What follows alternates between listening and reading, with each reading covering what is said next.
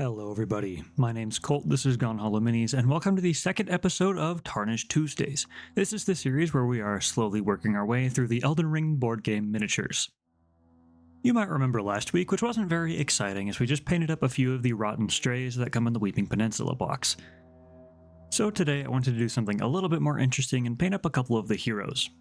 Today I'll be working on the Hero and the Astrologer. These are the classes that my brother and I have been using so far to play this game.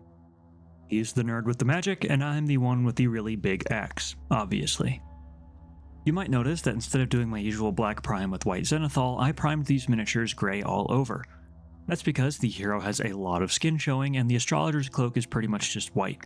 Starting with a grey tone will help us get a leg up on these colors while not starting at a pure stark white. The recipe here is pretty simple. It's just agate skin from Army Painter mixed with a little bit of scale 75 African Shadow for the base tones. From there, each layer gets a little bit more agate skin mixed in, until the final layer adds a little bit of Vallejo skin base tone for the final highlights. With the skin blocked in, I can start moving on to some of the fur. There are a ton of different colors and textures of fur on this miniature, so we're going to do our best to differentiate them. This first layer is Vallejo German Grey, and I apply this to all of the darker areas. So that includes the pelts around the waist, the pelts around the chest, and the scarf headband thing. The concept art for this character class makes it look like these parts have a little bit of a greenish hue to them. So to start my highlights, I'm going to start with Army Painter Scarab Green. On its own, this is a really nice, dark, rich green color, but thinned and mixed into our highlight colors will just set up a nice, interesting base tone for our later highlights. Speaking of those highlights, the first layer is Army Painter Night Sky. This is a nice, dark, desaturated blue tone that makes our black colors a little bit more interesting. Following that, I mix just a little bit of Runic Cobalt into my night sky to make it a little bit brighter. But now we're back to painting fur. The second layer, and the most predominant fur color here, is kind of a gray off-white color. So to get that started, I'm going to start with Army Painter Deep Gray, applied over all of these portions. Following that, which I'm sure you'll be familiar with if you watched last week's episode, we're going to hit all of these areas with a thinned down wash of Rattling Grime. This is traditionally a contrast paint, so make sure you do thin this quite a bit with water before you apply it. After that, you can go back in with Army Painter Deep Gray to re-establish some of your midtones that you might have lost in the wash step.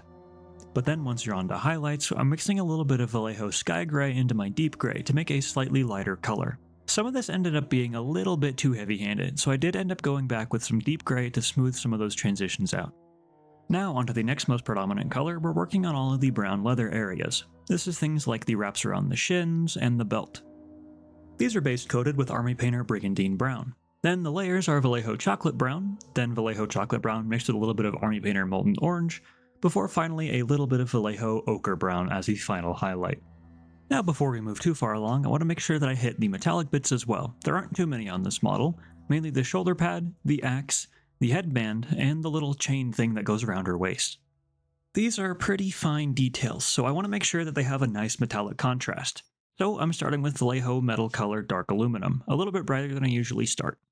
Then to get working on the shading, I start with Vallejo Black. This is just regular black paint, thinned pretty well so that it's fairly transparent. I apply this to all the parts that I want darkened on my model a little bit heavier than I intend. Then I go back with Vallejo Dark Aluminum and start feathering and mixing that in with my shadow color. This makes for smoother transitions that will still keep the contrast of the darkest recesses. Then I can go back in with Vallejo Metal Color Silver to do some edge highlighting. I apply this both on the sharpest edges of my metal bits, but also as some little scratchy lines on the edge of the blade to show a little bit of wear and tear. And before we move on, the red bits were base coated with Wordbearer's Red before being highlighted with Mephiston Red, and then jumping up to Army Painter Blood Chalice. The process here was just the same as all of the other fur parts. Then this miniature got the customary Scarab Green base rim, and I was good to move on to the next one. The Astrologer is a little bit different. Instead of having a lot of skin to worry about, we have a lot of white cloth. After a heavy dry brush of Vallejo Sky Gray, I move into Army Painter Deep Gray. This is applied as a pretty thin glaze to all the recesses and shadows. This can be pretty messy at this point, don't worry about it, we'll clean it up later. While that glaze is still pretty wet, I'm going back in with Vallejo Sky Gray to feather out those edges to make it a little bit more smooth. I could have been a little bit more careful with my glaze in the first place, but let's be real, this isn't going to be seeing any painting competitions, so this is just a little bit easier. Now onto our highlights. Instead of going for smooth, even layers here, I'm actually going to try to lean into the textured aspect. On the one hand, this will make it a lot easier to build up our layers. On another hand, it'll really reinforce the weathered, kind of grimdark vibe that Elden Ring has. This guy probably hasn't seen a library since the last class in Raya Lucaria, and let's be real, he's probably seen a little bit of wear and tear on the road since then. Anyway, this is just me mixing a little bit of regular white paint into my Vallejo Sky Gray. We want to be really careful about going too bright too quick here, so build up your layers slowly by mixing just a little bit of white paint in for each layer. Make sure to reinforce the highlights on the highest parts of the miniature that would be the brightest, and your mini will be good to go. Now, a lot of the other details on this miniature actually share a lot of colors with the first one that we painted. So for those recipes, you can just click a few minutes back to see how I painted those on the hero. But that does give me the chance to talk about batch painting. When you have a set of miniatures that's quite as large as the Elden Ring board game is, you're going to have to figure out how to paint them all within a reasonable amount of time.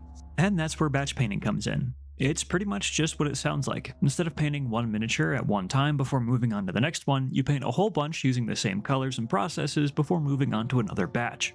This is just a fancy way of saying you sit down with multiple miniatures at once, painting each part of the miniature on all three one at a time instead of painting one miniature at a time. So for example, you could sit down with 3 Misbegotten, paint all of the skin on all of them, then go through and paint all the fur and stuff like that. That said, it can be a little bit tricky to find a balance between efficiency and quality. I find that I can really paint only about 3 miniatures in one batch before I start noticing a dip in quality. But that number varies by person. You could only be comfortable with 2, or you could be comfortable with 4, 5, or even 6 somehow. Every painter is going to have their own unique limits, so getting to understand yours is something that will definitely serve you in the long run. And with how many miniatures there are in this board game, you'll definitely have time to do that, don't worry. But as we start working on that together, why don't you start thinking about your color choice? If you notice that you're using similar colors throughout different miniatures, maybe you can start trying to think about how to batch paint them together. But that's something that we can work on as this series goes on. For now, I'm giving this guy his scarab green base tone and getting him and the hero ready for their shadow box glamour shots. Even if you're not planning on giving any of the other miniatures in this box a paint job, I really recommend giving the characters a try. Elden Ring is still an RPG at its core, and having painted miniatures to identify with really helps the gaming experience be more immersive. And plus, these were some of the most fun miniatures to paint so far. Painting both skin and white cloth can be a little bit of a challenge, but I think they're both good hurdles to overcome. And I hope that this video gave you a little bit more confidence to try and tackle them. If it did, drop a like if you enjoyed, leave a comment to let me know which miniatures I should paint next, subscribe to never miss a Tarnished Tuesday, and until next time friends, be safe, be kind, and don't you dare go hollow.